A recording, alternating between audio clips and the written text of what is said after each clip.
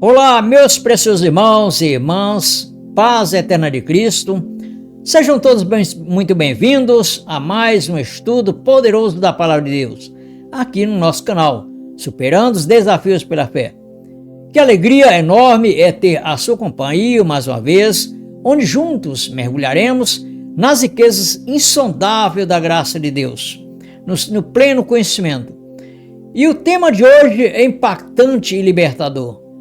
Qual será o tema? O tema é: você não precisa de um pastor. Saiba o porquê.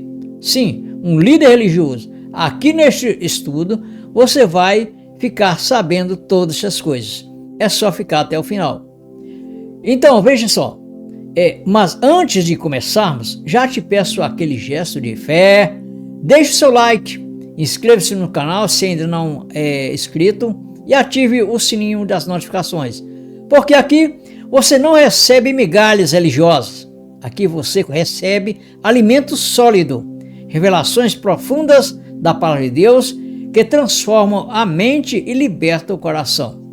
Agora me responda com sinceridade. Se Cristo é o supremo pastor e cabeça da igreja, de acordo com 1 Pedro capítulo 5, versículo 4, por que tantos ainda insistem em ter intermediários humanos? Será que você já parou para pensar quando foi que a unidade da fé de Efésios capítulo 4, versículo 13 foi realmente alcançada? E se eu te dissesse que a resposta está diretamente ligada à consumação da nova aliança e à destruição de Jerusalém em 70 DC, do templo de Jerusalém? Você sabia que, segundo as Escrituras, os dons ministeriais, inclusive o de pastor, tinha um prazo para encerrar? Você sabia disso? Que tinha um prazo para encerrar? E mais, você já ouviu falar que hoje o verdadeiro ensino da igreja não depende mais de púlpitos e altares humanos, mas do próprio Espírito Santo habitando em cada filho de Deus? Sim, meu amado irmão. E minha amada irmã, essa é uma verdade que muitos ainda resistem em aceitar, porque ela liberta a mente da dependência de sistemas religiosos e te coloca diretamente debaixo do cuidado do Supremo Pastor, que é Jesus Cristo. Então fica comigo até o final deste estudo, porque você vai descobrir com base na Bíblia, porque não precisamos mais de pastores humanos, e como você pode viver plenamente guiado pelo Espírito, crescendo no conhecimento da graça de Deus e da liberdade gloriosa dos filhos de Deus. Vamos juntos? Pega sua Bíblia, prepare o coração e venha desfrutar desta revelação libertadora. Agora sim, vamos ao estudo. Primeiramente, vamos abordar algumas passagens bíblicas, por exemplo, como Efésios capítulo 4, versículo 11, Hebreus capítulo 8, versículo 13, Hebreus capítulo 9, versículo 26, 1 Pedro capítulo 5, versículo 4, João capítulo 10, versículo 11 e 1 João capítulo 2 e muito mais. O ministério pastoral, para se ter uma ideia, era temporário e escatológico. Vamos ler aqui em Efésios capítulo 4, versículo 11 ao 13. Vamos ler? Pega a sua Bíblia e vamos e mãos à obra. E ele mesmo deu uns para pastores, para apóstolos, e outros para profetas, e outros para evangelistas, e outros para pastores e doutores, querendo o aperfeiçoamento dos santos para a obra do ministério, para a edificação do corpo de Cristo. Olha só a palavra aqui, até. Olha a palavra bem aqui dentro deste assunto que nós estamos estudando. Até que todos cheguemos à unidade da fé e ao conhecimento do Filho de Deus, a homem perfeito, à medida da estatura completa de Cristo. Dentro deste estudo, nós vamos percorrer dentro do entendimento da palavra até e também do que se refere à unidade da fé. e ao conhecimento do Filho de Deus. Portanto, vejamos essas coisas. Passo a passo, vamos comigo. Repare que até que isso indica um limite claro no tempo. Quando esse até foi alcançado? Isso que é uma pergunta muito importante. Quando esse até foi alcançado? Ou seja, com a manifestação do reino de Deus em 70 depois de Cristo. O próprio Senhor Jesus Cristo ele falou algo muito importante sobre esse assunto em Mateus capítulo 24 e versículo 34. Olha o que nos diz. Em verdade vos digo que não passará esta geração sem que todas essas coisas aconteçam. Quais seriam as coisas? Aquelas coisas que realmente sobre a vinda dele, das quais precedeu, ele fez todo aquele anúncio, o ensino ali para os discípulos no Monte das Oliveiras, entendeu? E também ainda o apóstolo Paulo também, referindo-se à questão ele diz em Hebreus capítulo 8, versículo 13, dizendo nova aliança envelheceu a primeira. Ora, o que foi tomado por velho e se envelhece perto está a acabar. Essas duas passagens, elas têm como ápice o que nós estamos estudando sobre o velho pacto, com os quais o apóstolo Paulo, ou seja, o Senhor Jesus Cristo, através do apóstolo Paulo, deu uns para pastores, doutores, ali com referência a Efésios capítulo 4, versículo 11 a 13. Que dentro daquele ainda transição da lei de Moisés para o novo pacto, que é a nova aliança. Por isso que houve essa necessidade desses dons. Agora vejamos, o que é a unidade da fé? Porque lá em Efésios, nós lemos, no capítulo 4, versículo 11, que era até que chegasse a unidade da fé. Não foi isso? Vocês lembram? No capítulo 4, versículo 13. Até que todos cheguemos à unidade da fé. Então, o que é a unidade da fé? Só assim você vai descobrindo passo a passo, dentro da palavra de Deus, e você vai entendendo que esses rituais que hoje se seguem não tem mais uma prescrição, ou seja, não é mais algo que se possa ter uma relevância ou que é ensinado, mas dentro do novo pacto, que é a nova aliança, que é a graça de Deus, para a nossa época. Exatamente isso. Porque, na verdade, se nós estamos tratando nesse assunto de uma transição que houve no primeiro século com os irmãos, para assim poder ser estabelecida plenamente a graça de Deus. Portanto, o que é a unidade da fé? A unidade da fé não é a simples concordância doutrinária entre as igrejas, a união institucional de denominações, mais, não. A unidade da fé é a consolidação plena do corpo de Cristo na nova aliança.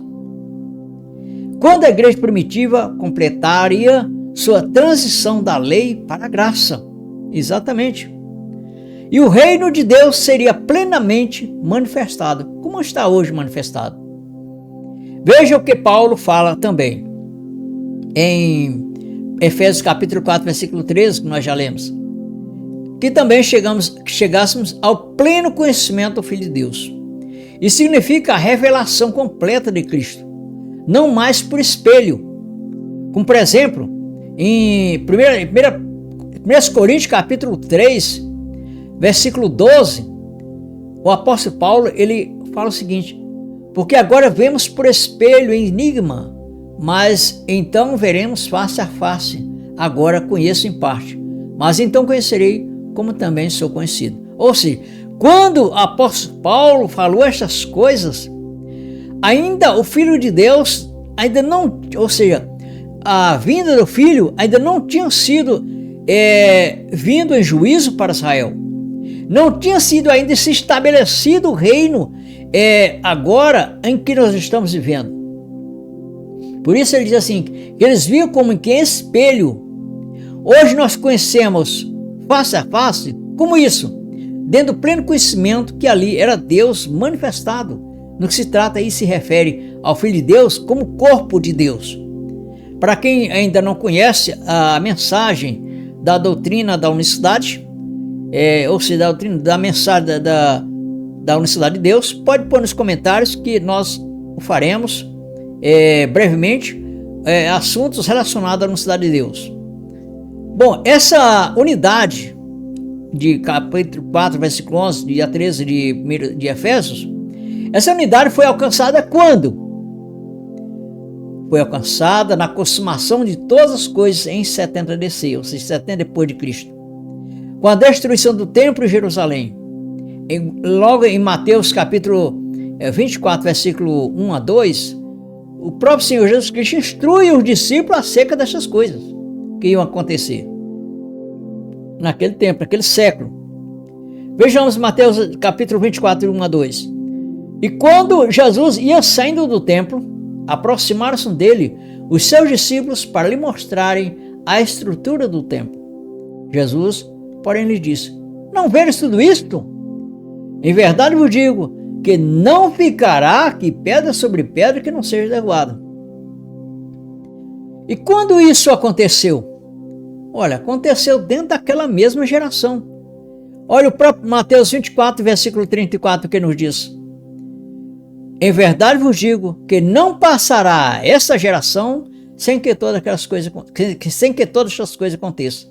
E isso ele está falando para os discípulos, que na geração dos discípulos, daquele a qual eles estavam vivendo, tudo aquilo que Jesus Cristo estava ali prescrevendo, aconteceria dentro daquela geração. Bom, e também quando aquelas coisas também aconteceram, da qual nós estamos falando, que sobre até de Efésios capítulo 4, versículo 11. Quando isso aconteceu? Também, quando foi, na verdade em si, o fim oficial da antiga aliança. Tudo estava relacionado àquele antigo pacto. Por isso houve a necessidade de dons pastorais, evangelistas, doutores, mestres, tudo para edificação da igreja, da qual o irmão ou a irmã que está me ouvindo, dentro desse estudo nós vamos então deixar esclarecido o que é a igreja de Cristo. Será que os filhos de Deus na verdade são o corpo humano? Será que necessita da parte biológica para ser filho de Deus? Não. Nós vamos ver isso dentro desse estudo. Por isso que é muito importante você chegar até o final do estudo. A plena revelação do reino. Ou seja, todas essas coisas foram, na verdade, sim, algo que ocorreu ali em transição do antigo pacto para o novo pacto. A lei foi completamente removida como meio de relacionamento com Deus, certo? Então vejamos agora um entendimento relacionado quanto ao antigo pacto em relação ao novo pacto. Como por exemplo, no antigo pacto, o templo ainda estava erguido. Havia sacrifícios, havia lavagens da purificação que depois, posteriormente, foi substituído pelo batismo. Existia a tradição jurídica do pagamento dos dízimos. Por que pagamento jurídico? Porque isso era estabelecido por lei de Moisés. Então existiam todos esses rituais da lei dos judeus, com quais obedeciam a lei de Moisés, estava em transição ainda para o novo pacto. Por isso, teria que haver a unidade da fé. A unidade significando um só e não dois, que antes estava dois. Existia então o evangelho, que segundo era a lei de Moisés, como ele diz, da circuncisão, que englobava todos aqueles preceitos rituais da purificação, dízimos, batismo e tudo mais que se prescrevia.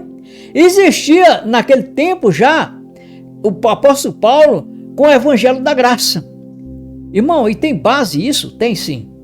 Aqui em Gálatas, capítulo 2, versículo 7 e 8, diz o seguinte: antes, pelo contrário, quando viram que o evangelho da incircuncisão, que é o evangelho da graça, né, me estava confiado, como a Pedro o da circuncisão. Porque aquele que operou eficazmente em Pedro para o apostolado da circuncisão, esse operou também em mim com eficácia para os gentios. Ou seja, Pedro ia levar, como recebeu o evangelho da circuncisão, significando que ele ia levar o conhecimento dos judeus que estavam debaixo da lei, que aquele pacto, o antigo pacto, tinha sido agora encerrado, cumprido em Cristo. Enquanto que Paulo levou o evangelho da graça aos gentios. A diferença é porque aos gentios não precisava falar da lei de Moisés e isso mais aquilo outro, porque os gentios não tinham lei. A própria palavra nos diz que os gentios não tinham lei. Então já fica claro que o evangelho da graça era um evangelho da graça completo, na verdade em si. Agora, a transição que faria com que os gentios e judeus pudessem ser unidos no mesmo corpo. Exatamente isso. Então vamos aqui em frente, nesse entendimento, e você vai absorvendo cada entendimento, cada passo, sobre a necessidade que nós temos de ter cada dia mais e fortalecido no Espírito da graça em nossa vida. Tá? Porque então que Deus deu apóstolos, profetas, evangelistas, pastores e mestres? Vamos então fazer uma analogia. Quando um construtor, ou seja, um pedreiro, vai levantar uma casa, ele coloca os andaimes, não é isso? Concorda plenamente? Então o que acontece? Quando ele termina a estrutura das paredes da casa completa, ele vai precisar dos andaimes ainda naquela construção? Não, pode precisar em outra, mas naquela já foi, ou seja, finalizado, né, a necessidade sobre os andaimes. Então, na verdade em si, os dons, neste caso, têm o mesmo impacto deste cenário. Vamos lá, foram dons, e não títulos, como hoje em dia se tem o pastor fulano e tal, entendeu? Com um título que é de pastor realmente, adquirido em convenções e assim sucessivamente. Não título, né? Então, concedido até que o corpo atravessasse o período de mudança pactual. Ou seja, os dons, na verdade em si, foram concedidos até que o corpo de Cristo, né? Que é a igreja, no primeiro século, atravessasse o período de mudança pactual. Ou seja, era a unidade da fé, para que unisse o entendimento relacionado a que os judeus estavam submetidos à lei com o entendimento da graça, que não mais se fazia parte da lei. Então, quer dizer, teria que ser uma unidade só, um só entendimento, um pleno conhecimento, aí que se tornava pleno. É uma questão de uma analogia que você pode, se você pegasse um copo de água, e começar e colocasse ele só pelo meio, então ele não estava pleno, correto? Entende sobre esse assunto? Quer dizer, não estava pleno, mas quando você vai colocando mais água, e agora chega lá na boca do copo, aí transborda a água, então quer dizer, o copo ficou pleno. Ou seja, naquela época existia o antigo pacto, que era regido pela lei de Moisés, que na verdade até Jesus Cristo foi ministro desse pacto da circuncisão. Quanto ao apóstolo Pedro também tinha um ministro, como nós lembramos agora, tinha o ministério da circuncisão, da lei. O apóstolo Paulo, do outro lado, já tinha então o ministério da graça. Aí o que acontece? Se você ficasse só com o ministério da graça, os judeus tinham o ministério da circuncisão, quer dizer, com uma coisa e outra não conseguiria ficar completo.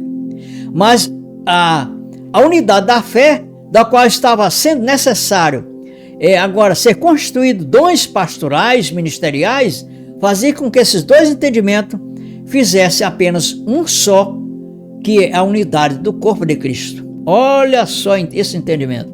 Entendeste? Então vamos lá. Porque proteger, o que acontece ainda nesse sentido? o apóstolo Paulo foi quem, na verdade em si, recebeu o evangelho da graça, como nós sabemos, né? E a revelação da graça exclusiva que foi recebida pelo apóstolo Paulo, ele combateu os judaizantes naquela época e filósofos pagãos. O que ele dizia, por exemplo? Como, por exemplo, aqui em Gálatas capítulo 1, versículo 11 a 12, diz o seguinte: o que ele demonstrava do que ele pregava. Gálatas capítulo 1, 11 a 12. Mas faço-vos saber, irmãos, que o evangelho que por mim foi anunciado não é segundo os homens, porque não o recebi nem aprendi de homem algum, mas pela revelação de Jesus Cristo. Então vejamos que é algo muito importante. 2 Coríntios capítulo 10, né, e versículo 5 diz o seguinte: destruindo argumentos e toda altivez que se levanta contra o conhecimento de Deus e levando cativo todo entendimento à obediência de Cristo.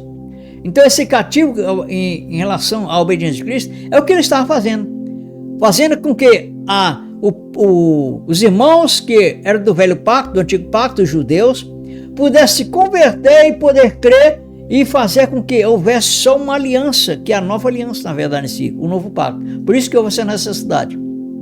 Dando continuidade, é o seguinte: imagine, eu ia fazer uma analogia, mas nós já passamos por ela, a questão dos andaimes, né? Então, veja só, o que a unidade da fé ainda faltava para os irmãos naquela época? Ou seja, o que faltava para eles ficar pleno era, na verdade em si, a reconciliação plena, na verdade em si. Eles não tinham entendimento dessas coisas ainda.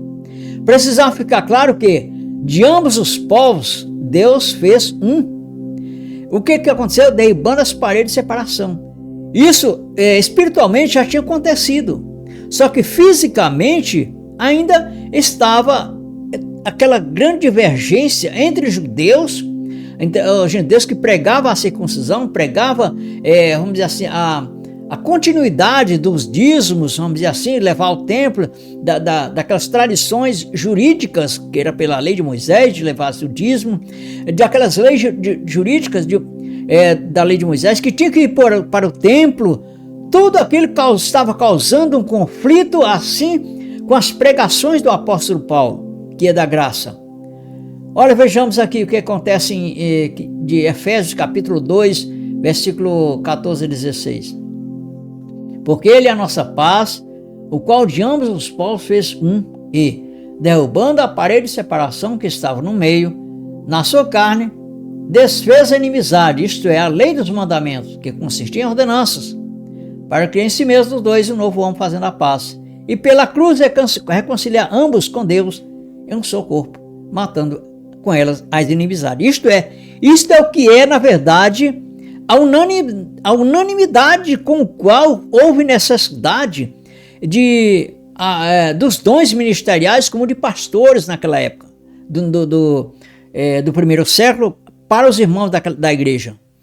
Foi justamente para que dos dois povos, dos dois pactos que haviam, pudesse agora unificar e ficar uma unidade de espírito. Por isso houve esses dons, e o apóstolo Paulo deixou bem claro, era até, ou seja, após fossem unidos em um só unidade, em um só pacto, então cessaria tudo, os dons cessariam, tá? Inclusive os dons de pastores, os dons ministeriais, com quais foi a necessidade de estar estabelecendo pastores naquela época. Vamos lá, os dons. Vamos lá, reconciliação, vamos lá, mais um outro assunto sobre essa questão muito importante. Sobre a plenitude de Cristo, ainda de Efésios capítulo 11, versículo 12. O contexto apostólico e escatológico consumado. Quando escreveu aos santos de Éfeso, Paulo já contemplava a nova aliança plenamente inaugurada. Depois do juízo de 70 depois de Cristo, todos os tipos, ou seja, sombras, rudimentos da lei de Moisés, que ficaram todo para trás. O corpo de Cristo estava completo e livre para manifestar a plenitude daquele que é tudo em todos, que é o próprio Deus, da qual tem se manifestado na pessoa de Jesus Cristo, tá? O homem Jesus que andava era, na verdade, sim, o corpo de Deus. Então vejamos, dando continuidade, vamos analisar. Será que o corpo de Cristo depende ainda de pastores hierarquicamente constituído por homens? Porque o Espírito de Deus não está mais constituindo pastores. Deus não tem como se dizendo, um diálogo físico estabelecendo pastores. Não está mais constituindo profetas, como diz assim, os apóstolos. Não, isso não é mais uma atribuição mais do Espírito da graça, não. Vamos lá, a essência o corpo de Cristo, na verdade em si, ele é um corpo espiritual. Vamos ver isso? O corpo é o próprio Cristo plenificado. Ele enche tudo em todos. É verdade isso. Cada filho já nasce, já enxertado nessa plenitude, depois da consumação de 70 ou seja, 70 anos depois de Cristo. Não se entra no corpo de Cristo. Ou seja, muita gente diz assim, eu vou para a igreja e vou ser filho de Deus. Não. Você não entra no corpo de Cristo por rito, por um ritual ou conhecimento. Como diz assim, eu vou me batizar para que eu seja perdoado os pecados e agora eu sou filho de Deus nascendo. Não, hipótese alguma. Não se entra no corpo de Cristo como através de um ritual ou conhecimento. Agora eu fiz um curso e agora eu sou filho de Deus. Não existe isso. Mas a origem dos filhos de Deus são uma origem espiritual. Exatamente isso. Os estudos... Então o que acontece? Já nascemos com toda a obra e em plena obra consumada. Exatamente isso. Nós já nascemos justificados em Cristo. Exatamente é o que fala aqui em 2 Coríntios, no capítulo 5 e o versículo 17. Vamos ler, isso é muito importante. Capítulo 5, versículo 17. Olha o que nos diz. Assim que, se alguém está em Cristo, vamos ler mais um outro, versículo 18, é isso mesmo. Vamos lá. E que se alguém está em Cristo, nova criatura é. As coisas velhas já passaram e eis que tudo se fez novo. Mas a passagem que eu quero ler não é nem essa, é mais outra mais à frente, quer ver? É isso mesmo, versículo 18. Olha só, nós já nascemos justificados, tá? Nós já nascemos pleno na graça de Deus. Isso não quer dizer um pleno conhecimento. Conhecimento se adquire passo a passo, dia a dia, entendeu? Ouvindo os filhos de Deus anunciando o evangelho, entendeu? A palavra, e assim vão crescendo graça. Mas o nosso espírito ele é perfeito em Cristo. Essa que é a razão. Vamos ver, 2 Coríntios 5,18 diz o seguinte: e tudo isto provém de Deus, que nos reconciliou consigo mesmo, por Jesus Cristo, e nos deu o ministério ainda assim, ou seja, ele ainda nos deu o ministério da reconciliação. É por isso que a igreja de Deus, ela não é um templo de alvenaria, não. O templo de Deus é o seu povo, o próprio povo, é os seus filhos, na verdade em si. A Bíblia diz em 1 Coríntios, capítulo 3, versículo 16, que nós somos templo do Espírito Santo. Olha só, capítulo 3, versículo 16. Não sabeis vós que sois o templo de Deus e que o Espírito de Deus habita em vós? Ainda assim, em 2 Coríntios, capítulo 6, e versículo 16, olha o que nos diz que o apóstolo Paulo, ele pega agora com toda, vamos dizer assim, tudo dentro do pleno conhecimento da graça. Diz assim: e que consenso tem o templo de Deus com os ídolos? Porque vós sois o templo de Deus vivente. Como Deus disse, neles habitarei, e entre eles andarei, e eu serei o seu Deus, e eles serão o meu povo. Exatamente isso. Então, a estatura do varão perfeito na vida do crente. O que significa isso? Olha só. Antes da plenitude do varão perfeito, ou seja, antes de nós sermos perfeitos em Cristo, nós não, porque nós já nascemos na perfeição, né? Mas antes dos irmãos do primeiro século, eles fossem perfeitos em Cristo, eles ainda eram filhos sob tutores, inseguros e ainda via as coisas como que olhando por um espelho. A verdade era isso.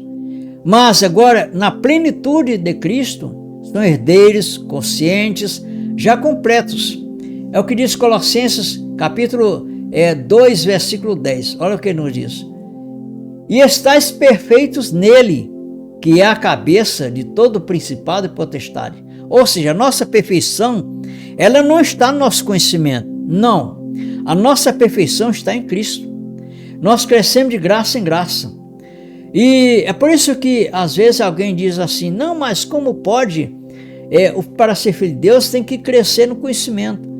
Bom, o conhecimento ele é importante, mas a perfeição é um outro estado que só podemos estar perfeitos em Cristo. O conhecimento é gradual, mas a perfeição, nós estamos completos. Isso é o que nós lemos. Isso. E, bom, ainda assim, os irmãos, antes de ter essa perfeição, antes de ter essa varonilidade completa em Cristo, eles tinham essa dependência, né, de líderes, pontes, ou seja, apóstolos, pastores, para interpretar a revelação da qual ainda estava no âmago do berço da nova aliança, do novo pacto. Então eles dependiam, os irmãos do primeiro século, dependiam disso. Mas após a vinda e consumação de toda a obra que Jesus Cristo fez, vindo em juízo para Israel, e também, como também ele como diz assim, ele arrebatou, né? Os irmãos da morte que era a morte adâmica espiritual, para uma vida eterna, não do corpo, né? Mas do espírito, sim. Aí após isso, o Espírito Santo se estabeleceu no seu povo como o seu próprio templo. Isso que aconteceu. Como nós lemos em 1 Coríntios, capítulo 3, versículo 16, capítulo 6, versículo 19, que agora ele estabeleceu a sua casa, qual casa somos, na verdade, somos nós. Você está entendendo? Então vejamos que agora nós temos, na nova aliança, Cristo, como guia, nosso guia, na verdade é isso, através da sua unção que em nós habita. Exatamente. Olha o 1 João capítulo 2, versículos 27, olha o que nos diz. E a unção que vós recebeste dele, fica em vós, e não tendes necessidade não tem necessidade que alguém vos ensine, mas como a sua unção vos ensina todas as coisas, e é verdadeira, e não é mentira, como ela vos ensinou, assim permaneceis. Amém? Isso é uma grande verdade. Os irmãos ainda, quando eles não estavam ainda com a perfeição da varonilidade em Cristo, eles misturavam sinagoga com templos, religiões domésticas e assim sucessivamente. Agora, como um sacerdote espiritual, no novo pacto, nós, na verdade em si, nós somos livres para adorarmos a Cristo aonde quisermos, se ajuntarmos, se reunirmos, porque o templo de Deus somos nós. Nós não saímos do nosso lugar para ir procurar Deus em um templo religioso, não.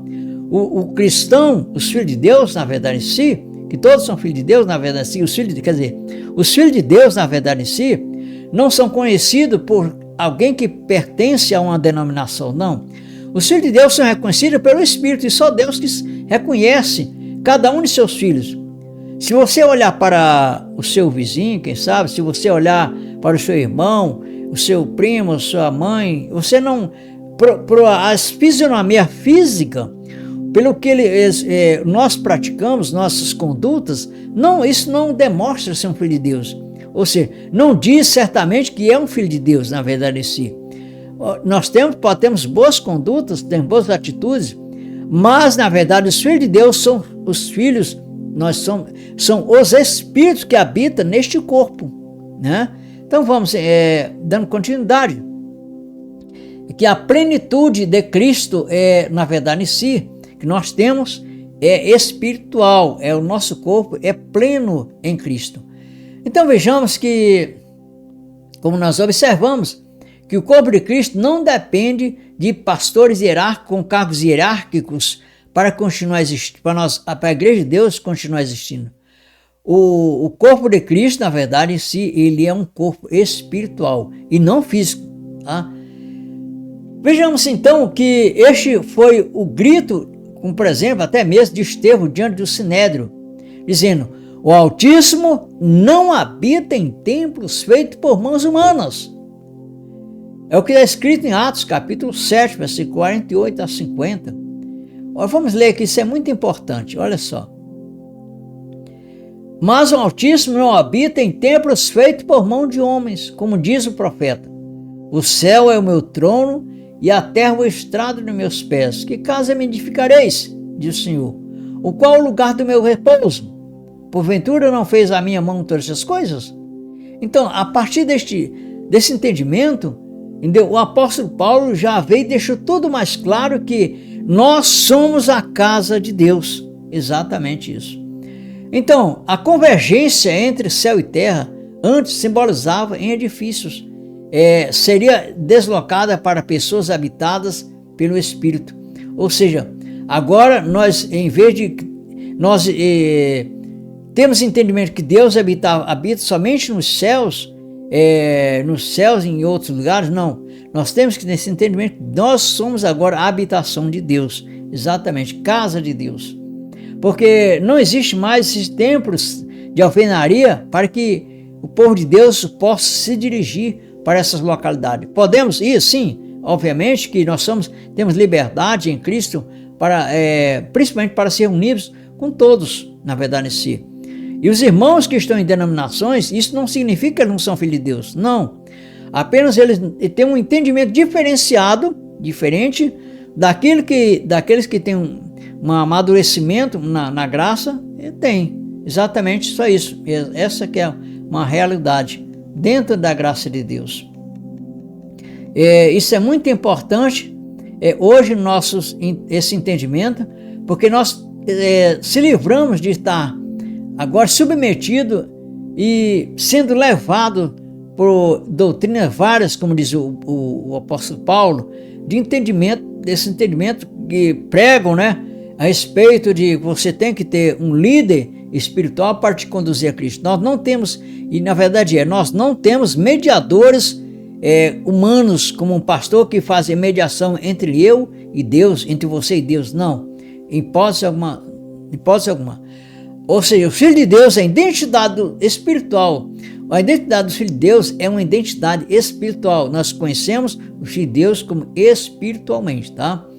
Então, que Deus nos abençoe, quer dizer, continue nos abençoando e, como de fato, nunca vai deixar de nos abençoar, porque nós já fomos abençoados desde antes da fundação do mundo, tá? Então, meus queridos, chegamos ao fim deste estudo e quero reforçar 3 verdades simples. Cristo é o único cabeça. Depois da plenitude alcançada no primeiro século, não existe mais a função hierárquica de pastor mediador. Isso é a realidade. O cuidado continua, mas como dom, não como cargo. Quem serve, serve como irmão em irmãos, guiado pela mesma unção que habita em todos nós. A maturidade agora ela é coletiva. Cada filho ouve o Espírito, compartilha revelações e edifica o corpo sem precisar de um trono humano. Se isso clareou seu entendimento, deixe seu like, inscreva-se no canal e ative o sininho das notificações. Assim você não perde o próximo vídeo, tá ok? Hoje eu vou mostrar aonde vou mostrar, cada dia, cada estudo que posteriormente nós vamos estudar, nós vamos discernir a voz da unção interna no dia a dia em nossos corações. Obrigado pela companhia, valorize a liberdade que você já recebeu em Cristo e até lá.